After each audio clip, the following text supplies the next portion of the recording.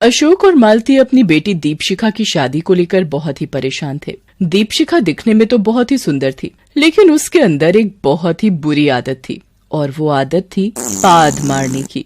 और उसकी पाद भी कोई नॉर्मल पाद नहीं होती थी। उसकी दुर्गंध इतनी भयानक होती कि सभी के मुंह से निकल जाता। अरे उठा ले रे बाबा, मेरे को नहीं, इसको। जो भी लड़का उसे देखने आता, दीपशिखा की उस समय ना चाहते हुए भी पाद छूट जाती और उसका रिश्ता टूट जाता। पूरे 2 दर्जन लोगों ने हमारी बेटी को रिजेक्ट कर दिया है। पता नहीं इसकी शादी कभी होगी कि नहीं। अरे ऐसा मत कहिए, भगवान ने सबके लिए कोई न कोई जोड़ी बनाकर रखी है। मालती ये बोल ही रही थी कि दीपशिखा जो वहाँ बैठी मूली खा रही थी, उसने जोरों की पाद मार दी। पाद की आवाज इतनी जबरदस्त थी कि टेबल पर रखा मोबाइल नीचे गिर गया और उसकी स्क्रीन टूट गई। और उसके बाद वहाँ जो बदबू फैली, उसके कारण अशोक और मालती बेहोश होते होते बचे। अरे दीपशिखा, तुझे पाद ही मारना था तो यहाँ से उठकर चली जाती, दूसरे कमरे में पाद मार लेती, लेकिन तू है कि अपनी आदत से बाज नहीं आती। अरे माँ, मैं उठकर जाने ही वाली थी, लेकिन तब तक पाद छूट गई। ये कहते हुए उसने एक बार फिर से पाद मार दिया। मालती और अशोक नाक पर हाथ रखे हुए दूसरे कमरे में चले गए। 2 दिन बाद की बात है। अशोक ने पंडित जी को घर पर बुलाया था। पंडित जी ने एक बहुत अच्छा रिश्ता उन्हें बताया था। लड़का जिसका नाम मुकेश था, वो बैंक में मैनेजर था और अच्छे परिवार का भी था। उसके पिता रिटायर्ड प्रोफेसर थे, माँ हाउसवाइफ। अरे नहीं नहीं अशोक जी, वो लोग बहुत ही अच्छे हैं। एक पैसे की डिमांड नहीं है उनकी। अरे अच्छे खाते पीते परिवार से हैं। उन्हें दीपशिखा पसंद तो है ना? अरे 100% पसंद है, तभी तो मुझे बात आगे बढ़ाने के लिए बोला है।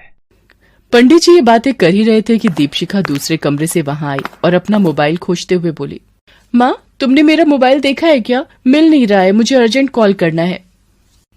ये कहते हुए उसने जोर की पाद मार दी। पंडित जी जो इतनी देर से दीपशिखा की तारीफ कर रहे थे, उन्होंने उसकी ओर तिरछी नजरों से देखा और कहा, मुझे भी एक अर्जेंट काम याद आ गया, मुझे इजाजत दीजिए। ये कहते हुए पंडित जी वहाँ से नाक बंद कर निकल गए। उनके जाने के बाद, अरे बेटा, बहुत मुश्किल से ये रिश्ता मिला है, तुम अपनी इस आदत के कारण उसे खो मत देना। मैं क्या करूँ पिताजी, मैं कंट्रोल करने की कोशिश तो करती हूँ, लेकिन होता नहीं। बहरहाल किसी तरह दीपशिखा की शादी मुकेश से हो गई। सुहागरात वाले दिन की बात है। तुम बहुत ही खूबसूरत हो। मैं बहुत लकी हूँ कि तुम्हारी जैसी लड़की से मेरी शादी हुई। दीपशिखा जो पूरी शादी में किसी तरह कंट्रोल करके अपने पाद को दबाए बैठी थी, उसने उस मोहब्बत के लम्हे को अपनी पाद से थरथरा दिया। मुकेश बिस्तर से गिरते गिरते बचा। अरे कहीं भूकंप तो नहीं आ गया? भूकंप नहीं तो। तभी उसके नाक से पाद की बदबू टकराई, जो इतनी भयानक थी कि उसका मन उल्टी करने का करने लगा। क्या हुआ जी, आपको उल्टी क्यों आने लगी? आपने कुछ ज्यादा ही खा लिया क्या? अरे नहीं नहीं, खाया तो मैंने बिल्कुल कम है। मुझे उल्टी इस गंदी बदबू के कारण आ रही है। पता नहीं कहाँ से आ रही है ये बदबू। वही तो मुझे समझ नहीं आ रहा है। अरे टेंशन मत लो, मैं अभी इस बदबू का इलाज करता हूँ। मुकेश बिस्तर से उठा और अलमारी से रूम फ्रेशनर निकालकर कमरे में छिड़कने लगा। रूम फ्रेशनर की आड़ में दीपशिखा के पाद की बदबू भले ही छिप गई हो, लेकिन उसकी इस आदत का पता मुकेश को लग गया। एक रात जब वो देर रात तक ऑफिस का काम कर रहा था, तभी दीपशिखा उसके पास आई और कहा कि सारा दिन काम काम काम काम, कभी तो हमें भी समय दे दीजिए। अरे एक जरूरी फाइल बना रहा हूँ, कल बैंक का प्रेजेंटेशन है। एक काम करो, तुम सो जाओ, मैं आता हूँ। मुकेश ने अपनी बात अभी खत्म भी नहीं की थी कि दीपशिखा ने जोरों की पाद मार दी। कुछ ही सेकंड में उस पाद की बदबू इतनी बुरी तरह से कमरे में फैल गई कि मुकेश का दम घुटने लगा। ये पाद की बदबू कुछ जानी पहचानी लग रही है। सुहागरात के दिन भी ऐसी ही बदबू आ रही थी। कहीं इस बदबू के पीछे दीपशिखा तो नहीं है? मुकेश ने उस समय तो कुछ नहीं कहा, लेकिन वो उस पर नजर रखने लगा और अगले ही दिन उसे पता लग गया कि दीपशिखा ही उस बदबू की जड़ है। धीरे धीरे दीपशिखा के सास ससुर को भी उसकी इस गंदी आदत का पता लग गया। एक दिन वे सभी एक रिश्तेदार की पार्टी में जाने वाले थे। तभी दीपशिखा भी तैयार होकर वहां आई तो उसे देखकर मुकेश ने कहा, अरे दीपशिखा, तुम भी हमारे साथ आ रही हो क्या? हाँ, सब लोग जा रहे हैं तो मैं घर में अकेले क्या करूंगी? अरे दीपशिखा, वो क्या है ना कि हम घर में ताला बंद करके नहीं जा सकते हैं, क्योंकि मोहल्ले में अक्सर चोरी होती रहती है। अगर हम सभी चले गए तो कोई ना कोई चोर घर में घुस जाएगा। हाँ हाँ, अभी 2 दिन पहले ही तो शर्मा जी के घर में चोर घुस आए थे। दीपशिखा, अगर तुम्हें मन है शादी में जाने का तो तुम जाओ, मैं घर पर रहती हूँ। अपनी सास की बात सुनकर दीपशिखा ने कहा, अरे नहीं नहीं माँ जी, आप लोग जाइए ना, मैं घर पर रहती हूँ।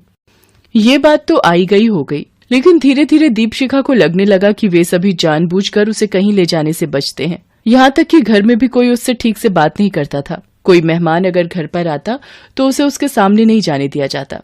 उसका पति मुकेश भी अब उससे खिंचा खिंचा रहता, यहाँ तक कि वो रात को उसके पास सोता भी नहीं था। एक दिन जब उसने मुकेश से इस बारे में पूछा तो तुम्हें पता नहीं है कि मैं तुमसे क्यों खिंचा खिंचा रहता हूँ? अरे तुम्हारी आदत के कारण। अरे पादते तो सबको ही हैं, लेकिन ऐसी जहरीली पाद और लगातार पाद कौन बर्दाश्त करेगा? मेरी तो किस्मत ही फूट गई कि तुम्हारे जैसे पतक्कड़ मेरे जीवन में आ गई।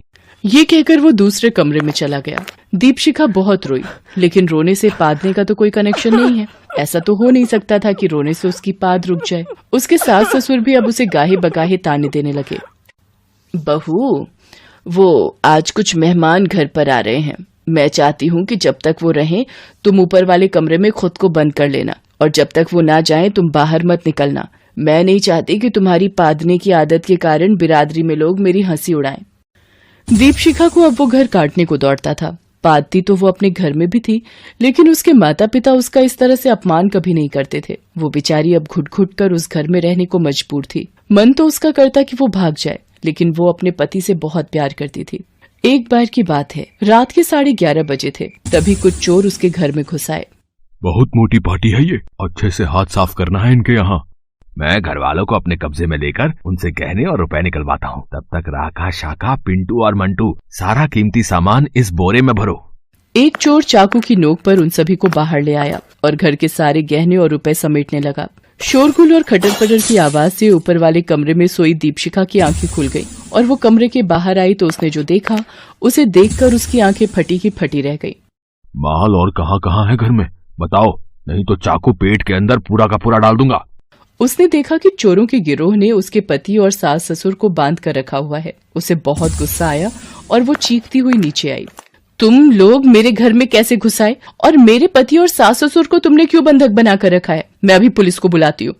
ओए झांसी की रानी, ज्यादा नाटक मत कर, नहीं तो चाकू जाएगा तेरे पेट के अंदर और तू जाएगा सीधा ऊपर। वो ये बातें कर ही रहे थे कि दीपशिखा को जोर की पाद आई और उसने पाद मार दी। पाद की आवाज से चोरों में खलबली मच गई और जैसे ही पाद की बदबू फैली, चोरों का दम घुटने लगा। अरे राका, मेरा दम घुट रहा है। इतना गंदा कौन पादता है बे?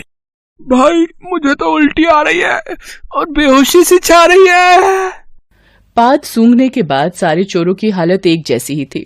थोड़ी देर बाद वो सभी पाद की बदबू से बेहोश हो गए। उनके बेहोश होते ही दीपशिखा ने पहले तो अपने ससुराल वालों को बंधन मुक्त किया और फिर पुलिस को फोन किया। पुलिस तुरंत ही वहां आई और उन चोरों को गिरफ्तार कर लिया। आपकी बहू तो बहुत ही बहादुर है। इन चोरों ने पिछले कई महीनों से हमारी नाक में दम कर रखा था। हर बार ये हमसे बच भी जाते थे, लेकिन आज आपकी बहू ने तो कमाल कर दिया। हम बहुत जल्द ही आपकी बहू को सम्मानित भी करेंगे। हमारे देश को ऐसी बहादुर महिला की बहुत जरूरत है। पुलिस उन्हें लेकर चली गई। दीपशिखा की पादने की आदत ने उसके ससुराल वालों की जान तो बचाई ही, उन चोरों को भी पकड़वा दिया। उसके ससुराल वालों को अपनी गलती का एहसास हुआ। उन्होंने दीपशिखा से माफी मांगी और गाते हुए कहा, तेरा पाद पाद पाद बदबूदार, पर फिर भी हम करते हैं तुमसे प्यार। प्यारी